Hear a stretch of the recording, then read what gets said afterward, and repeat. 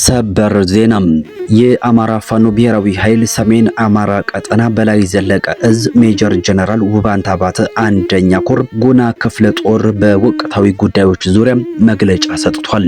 በመተማ ወረዳ መሻሃ ቀበሌ የቁም ምሽግ ሰርቶም ህዝብን ሲያንገላታና ሲዘርፍ የሰነበተው የጠላት 78ኛ ክፍለ ጦር አካለ ሬጅመንት ሙሉ በሙሉ ወደማይመለስበት ተሰናብቷል። የብልጽግናው ስርዓት የሚነዛው ተራ ፕሮፓጋንዳ ኃይሉን ከመበተን አልታደገውም። በስህተት ምኞት 4 ክላሾች ጋርም የሰላም ስምምነት አድርጌያለሁ ብሎ ፕሮፓጋንዳ የሚነዛው የአረመኔ ውሸት ከሞት የማያድናቸው መሆኑን የተገነዘቡ አባላቱም ቀን በቀን እየከዱ ትግሉን እየተቀላቀሉ ነው ሲል ፋኖ አስታውቋል። ይህ በእንዲህ እንዳለም አውዳሚው አማራ ጠል ስርዓት የተጀመሩ የመንገድ ፕሮጀክቶችን እያቋረጠ ነው ተብሏል። በዝርዝር አሰናድተነዋል። ጤና ይስጥልን ክቡራትና ክቡራን፣ ከኢትዮ ራይት በዚህ ሰዓት የመረጃ ጊዜ በአርስቱ ያደመጣችኋቸውንና ሌሎችንም ጉዳዮች አሰናድተን ቀርበናል። ቪዲዮውን ላይክ፣ ቻናሉን ሰብስክራይብ በማድረግ አብራችሁን ቆይታ እንድታደርጉ የአክብሮት ግብዣችን ነው። በቀጥታ ወደ መረጃዎቹ አልፋለሁ። የአማራ ፋኖ ብሔራዊ ኃይል ሰሜን አማራ ቀጠና በላይ ዘለቀ እዝ ሜጀር ጀነራል ውባንታ ባተ አንደኛ ኮር ጉና ክፍለ ጦር በወቅታዊ ጉዳዮች ዙሪያ መልእክት አስተላልፏል። አብይ አህመድ አብቅቶለታል ያለው ክፍለ ጦሩ በእሳት ተፈትነው በድል እየገሰገሱ ያሉት የጉና ክፍለ ጦር የአገዛዙን ሰራዊት በማንኮታኮት በትጥቅም በውጊያም የድል ፋሲካ ላይ እንገኛለን ብለዋል። የአገዛዙ ሰራዊት በፋኖ እየፈራረሰ ይገኛል። ሰራዊቱ ተሰላሽቷልም ብለዋል። እጅ እየሰጠም ነፍሱን የሚታደገው የብርሃኑ ጁላ ሰራዊትም በሺዎች የሚቆጠር ነው ያለው ክፍለ ጦሩ አይበገሬዎቹ ለጠላት የእግር እሳት የሆኑበት የጉና ክፍለ ጦሮች የብልጽግናን አገዛዝ በመደምሰስ የቀጠናው ወሳኝና ግዙፍ ኃይል እየሆኑ መጥተዋል ብሏል። የክንደ ብርቱን የፋኖን ምት መቋቋም ያልቻለው አገዛዙ የሎሌነት ግብሩ መለያ የሆነውን ዛሬም እንደ ሁሌው የጥፋት ድግሱ የታላቁን የአማራ ህዝብ መከራም ቀጥሎበታል ብለዋል። የታላቁ የጉና ክፍለ ጦር ሰብሳቢ የሆነው አርበኛ ወንዱ አንተ አሰፋም መካነ ኢየሱስ ከተማ ቀበሌ 2 ሙሉ ቤቱን ለሁለተኛ ጊዜ አቃጥለውበታል ነው የተባለው። ከዚህ በፊት እስቴ ወረዳ ለበጥ ቀበሌ ሙሉ የቤተሰቦቹን ንብረት እንዳወደሙበት የሚታወቅ ሲሆን አንዳቤት ወረዳ በጠላት የተዘረፈ የአርሶ አደሮችን መሳሪያም ዝርዝሩን ይፋ አድርገዋል።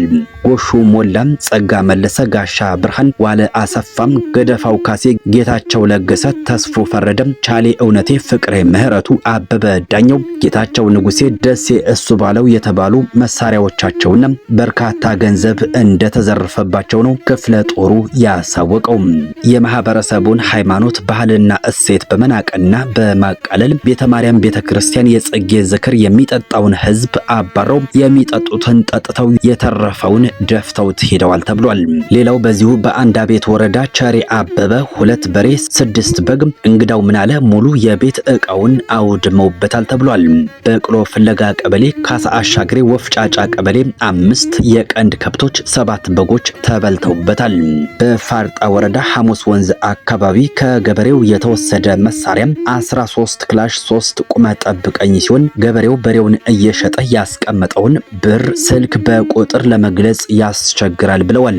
ልብስ ማርና ቅቤን ሳይቀር ዘርፈዋል ተብሏል።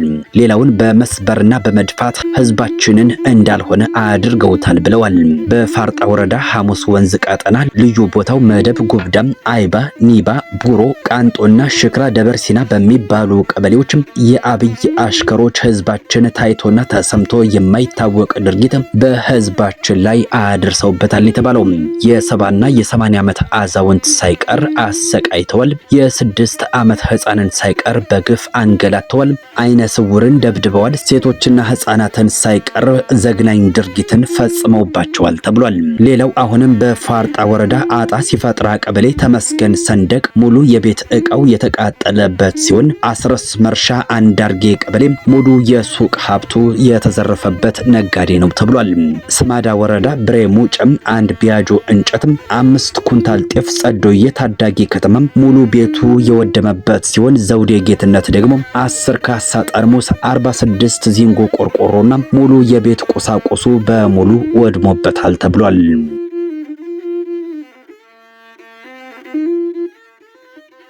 የአረመኔው ስርዓት የሚነዛው ተራ ፕሮፓጋንዳ ኃይሉን ከመበተን አልታደገውም። በሶት ምኞቱ 4 ክላሾች ጋር የሰላም ስምምነትን አድርጌያለሁ ብሎ ፕሮፓጋንዳ የሚነዛው የአረመኔው ውሸትም ከሞት የማያድናቸው መሆኑን የተገነዘቡ አባላቱም ቀን በቀን እየከዱ ትግሉን እየተቀላቀሉ ነው።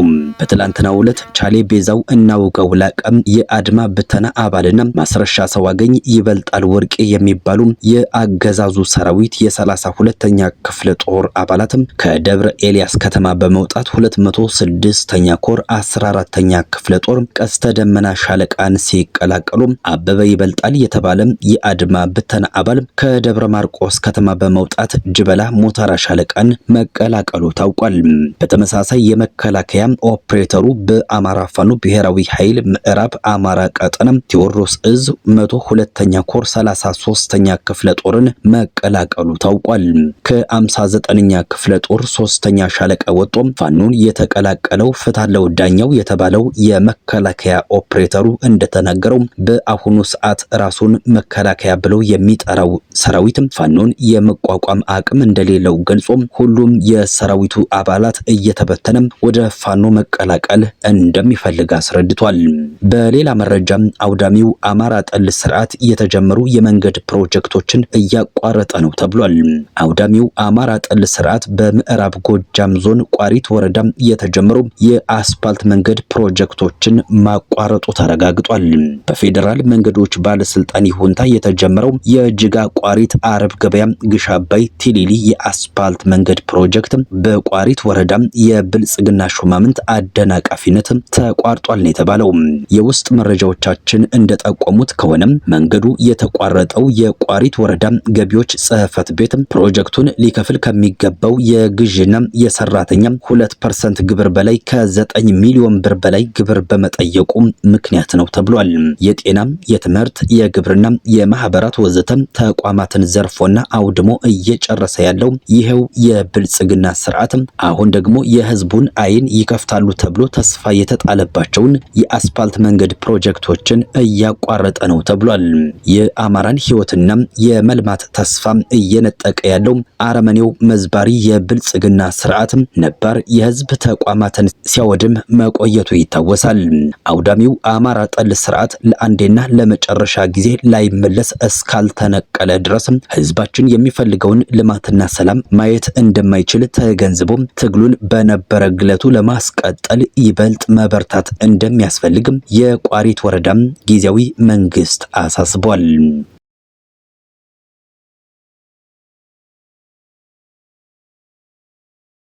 በመተማ ወረዳ መሻሃ ቀበሌ የቁም ምሽግ ሰርቶም ህዝብን ሲያንገላታና ሲዘርፍ የሰነበተው የጠላት 78ኛ ክፍለ ጦር አካል ሬጅመንት ተደምስሷል ተብሏል።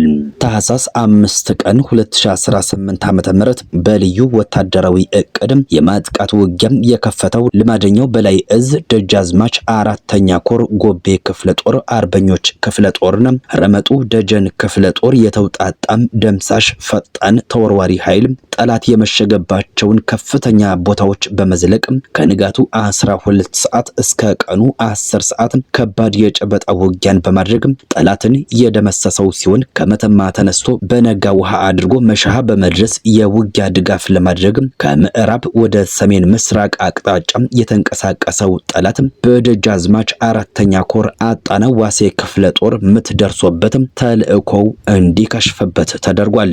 ከምዕራብ አርማጭሆ አብርሃ ጂራ በመነሳት መሻሃ ደርሶ ከድምሰሳ ሊታደግ የተንቀሳቀሰው የአብይ ፋሽስት ሰራዊት ቀድሞውኑ ስምሪት በተሰጣቸው በደጃዝማች 4ኛ ኮር ዘራይ ክፍለ ጦር ተከዜ ክፍለ ጦሮችን መተላለፊያ መንገዱ በእሳት መታጠሩን በማረጋገጥ መሻሃ ላይ ለተከበበው ጠላት ሊደርስለት አልቻለም ነው የተባለው። በቀበሮ ጉድጓዱ ተወሽቆ የሰው ኃይሉንና የመሳሪያ ክምችቱን ተጠቅሞ እጅግ ከፍተኛ ቋሚ መከላከል ሲሞክር ቢውል ቢውልም ልማደኞቹ በክላሽና በስናይፐር ግንባር እየነደሉ በጨበጣም በቦምብ እያቃጠሉ በሳንጃም እየተረተሩ የተማመነበትን ምሽግ በመስበር በወርቅ ቀለም የሚከተብ እጅግ አኩሪም የጀብዱ ታሪክን ፈጽመዋል። የጠላት 78ኛ ክፍለ ጦር 2 ሻለቃ ጦር ሙሉ በሙሉ ተሰናብቷል የተባለው 253 የጠላት ኃይል ወደማይመለስበት ሲሰናበት 58ቱ የቆሰለም 55ቱ እጅ ሰጦም የተማረከም 83 ክላሽ 2 ብሬን 1 ዲሽቃም ምርኮ ተደርጓል። 15000 ልዩ ተተኳሽ ጥይትም ተማርኳል። በማጥራትና ማብቃት ተሞርዶ የተሰናዳው ደጃዝማች 4ኛ ኮር በመተማና አርማጭሆ የነበረውን ጠላትም እያራገፈው ይገኛል። ይህ በእንዲህ እንዳለም ሜጀር ጀነራል ውባንታ ባተ 1ኛ ኮር መካነ ኢየሱስ አረብ ገበያ ጉማራና አንበሳሜ ከተሞች የብርሃኑ ጁላ ሰራዊት የአማራ መሬት ወደ መጣበት ሳይመለስም መቀበሪያው እንዲሆን አይበገሬዎቹ በቀጠናው የመሸገውን ጠላት እየተፋለሙት ናቸው። የጉና ክፍለ ጦር ጣና ገላውዲዮስ ክፍለ ጦር መካነ ኢየሱስና ጉማራ አንበሳሜ ከተማ የመሸገውን ጠላት የተለያዩ ብርጌዶችን በማሰለፍ እያርበደበደው ይገኛል። አረብ ገበያ ከተማ የመሸገውን የአገዛዙን ሰራዊት ክፉኛ እንደደበደበው ታውቋል። ከአማራ ፋኖ ብሔራዊ ኃይል ቴዎድሮስ እዝ 102ኛ ኮር 11ኛ ክፍለ ጦር የተውጣጡ ሻለቃዎች አረብ ገበያ ላይ ሁለቱ እዞች በመጣመር ግራና ቀኝ ተጣምደው ጠላትን እንደ ቀጠል ሲያራግፉት ውለዋል። ራስ አሞራው 3ኛ ኮር ታህሳስ 5 2018 ዓ.ም ዳባት ወረዳ ላይ አራቡር ሐሙስ ሲንቀሳቀስ የነበረውን የአገዛዙ ሰራዊት ላይ ጥቃትን በማድረስ የ3ኛ ራስ አሞራው ኮር አያሌው ብሩ ክፍለ ጦር ሲሆን ከረፋዱ 4 ሰዓት ጀምሮ በነበረው ውጊያ በደረሰበት ምት ሙትና ቁስለኛ የሆነው የአገዛዙ ጦር ወደ መጣበት ሸሽቷል የተባለው 3ኛ ኮር ራስ ደጀንና ጭና ቁጥር 2 ክፍለ ጦር እንቃሽ አኖራ ጠላትን የተፋለሙት ሲሆን ቁጥሩ በውል ያልተረጋገጠ የጠላት ኃይል ሙትና ቁስለኛ ተደርጓል። በሌላ መረጃ በሹምሃ ኤርፖርት ዙሪያ በ5 አቅጣጫ በተደረገ ውጊያ 15 የአገዛዙ ወታደሮች ሲገደሉ ከ20 በላይ የሚሆኑት ደግሞ መቁሰላቸው ታውቋል። በአየር ማረፊያና ዙሪያ እርፎ ተካዮ መንደር፣ ሙጫ በረት፣ አቢሰግ፣ ኪዳነ ምህረት፣ ታሎ ደብር በተባሉ 5 አውደ ግንባሮች ላይ ፋኖ ድል የተቀናጀበትን ትንቅንቅ በማድረግ በጠላት ላይ ከባድ ውድመትን ማድረሱ ተረጋግጧል። ክቡራትና ክቡራን አድማጭ ተመልካቾች የሰዓቱ መረጃዎቻችን የተከታተላችኋቸውን ይመስሉ ነበር። ቸርቸሩን ያሰማን።